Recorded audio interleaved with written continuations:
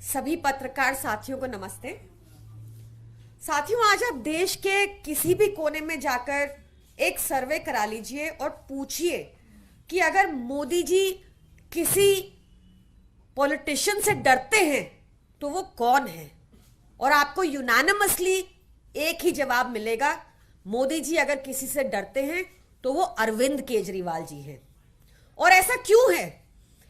क्योंकि भाजपा अरविंद केजरीवाल जी की नीतियों का मुकाबला नहीं कर सकती।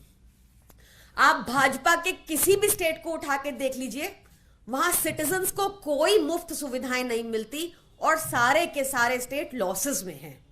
मुफ्त सुविधाएं तो छोड़िए, 2023 में बिजली तक नहीं मिलती 24 घंटा भाजपा शासित स्टेट्स में।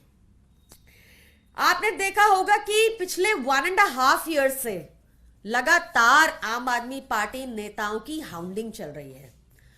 1.5 ईयर्स हो गए और एक चवन्नी की एविडेंस नहीं है, एक चवन्नी की रिकवरी नहीं हुई। चाहे संजय सिंह जी हो, चाहे सत्येंद्र जैन जी हो, चाहे मनीष सिसोदिया जी का केस हो, कहीं भी एक चवन्नी की रिकवरी नहीं हुई। सत्येंद्र जैन जी के केस में भी आपने देखा होगा कि कोर्ट ने बार बार पूछा where is the criminal activity, और ईडी के पास कोई जवाब नहीं था। मनीष सिसोदिया जी के केस में भी आपने देखा होगा कि बार बार कोर्ट ने कहा यह केस 2 मिनट भी ट्रायल कोर्ट में नहीं टिकेगा। भाजपा आज पीएमएलए, यूएपीए ऐसे केसेस का, ऐसे लॉज का दुरुपयोग करके बुलंद आवाजों को, विपक्ष की आवाजों को जेल के अंदर एक लंबे समय तक बंद करके रखना चाहती है। आपको याद होगा कि पिछले साल के स्टार्टिंग में भाजपा के एक वरिष्ठ नेता और पूर्व राज्यपाल जी ने भी कहा था कि लोकसभा चुनाव से पहले अरविंद केजरीवाल जी को अरेस्ट करने की मंशा है, क्योंकि मोदी जी अरविंद केजरीवाल जी से डरते हैं। और अब तो एक इंडिया गठबंधन भी बना है जो मजबूती से आगे बढ़ रहा है। तो भाजपा कैसे रोके इस गठबंधन को, कैसे रोके अरविंद केजरीवाल जी को?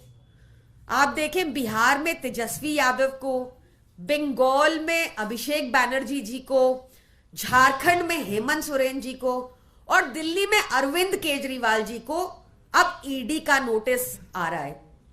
देखिए, ईडी का नोटिस, हम कानून का पालन करने वाले लोग हैं, हम अपने आप को भाजपा की तरह कानून से ऊपर नहीं मानते। हम कानून का पालन करने वाले लोग हैं और हमने बार बार ईडी से पूछा, कहा कि भाई हम कानून का पालन कर रहे हैं और आप भी करिए। बताइए किस कैपेसिटी में आप बुला रहे हैं अरविंद केजरीवाल जी को?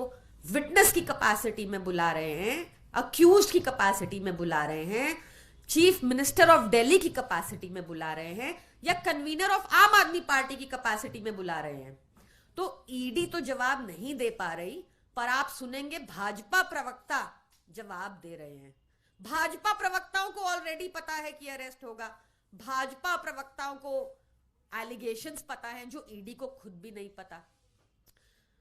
एक बात और है कि आप देखेंगे कि मोदी जी को करप्शन से कोई प्रॉब्लम नहीं है, मोदी जी को अपराध से भी कोई प्रॉब्लम नहीं है। आप भाजपा का चाल चरित्र चेहरा देखिए, जो जितना बड़ा अपराधी वो उतना ही बड़ा पदाधिकारी। अजीत पवार को मोदी जी 70,000 करोड़ का घोटालेबाज बुलाते थे और उनको फिर वित्त मंत्रालय दे दिया भाजपा में शामिल होने के बाद, और ईडी के सारे केसेस खत्म हो गए। छगन भुजबल का एग्जाम्पल बहुत रीसेंट है। ईडी ने कोर्ट में कहा फाइलें खो गई और केस वापस ले लिया गया जब छगन भुजबल भाजपा में शामिल हो गए। सुवेंदु अधिकारी, हेमंत बिस्वा शर्मा, ये लिस्ट बहुत लंबी है और आप भी जानते हैं। तो हम फिर से यही कहेंगे कि unlike the BJP, we are law abiding citizens, we believe in the rule of law, and but the BJP is in for a shock अगर उनको लगता है कि हम उनके षड्यंत्र या प्रोपोगेंडा के आगे झुक जाएंगे। Thank you.